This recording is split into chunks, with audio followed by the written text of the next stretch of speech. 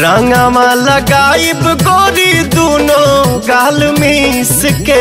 अरे छोड़ा होने जा। काहे खिसियात बाड़ू जान दांत पीस के। तनी दूरे रहो। हाँ रंगवा लगाइब गोरी दोनों गाल मिस के। काहे खिसियात बाड़ू जान दांत पीस के।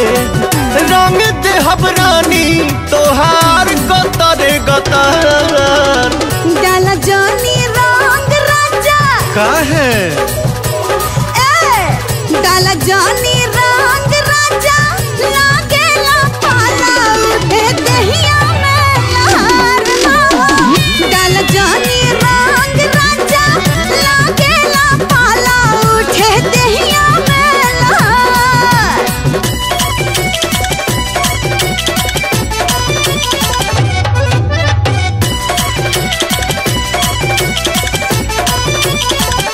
कितना बुलहैबा हम हाथे ना आए हो हाथे ना आइब। कितना बुलहैबा हम हाथे ना आइब। तहरा से कबो न रंग लगवाई बोला हाय रे हाय रे हाय। रानी रंगे दजी भर के आज हो।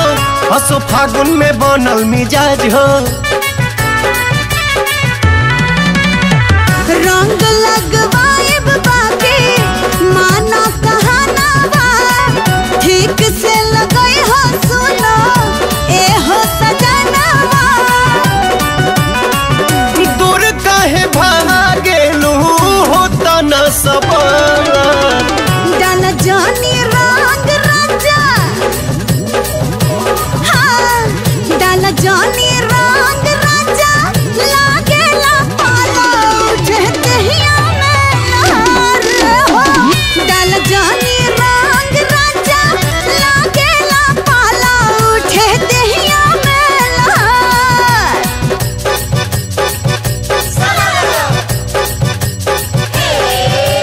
हम हई राजा आ तू हो रानी हो। तू हो रानी हम हई राजा आ तू हो रानी। फागुन महिनमा में काटला न जानी बोला हाय रे हाय रे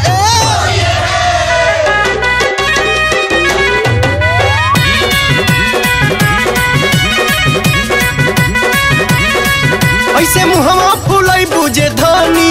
बोला कैसे ई फगुआ मानी।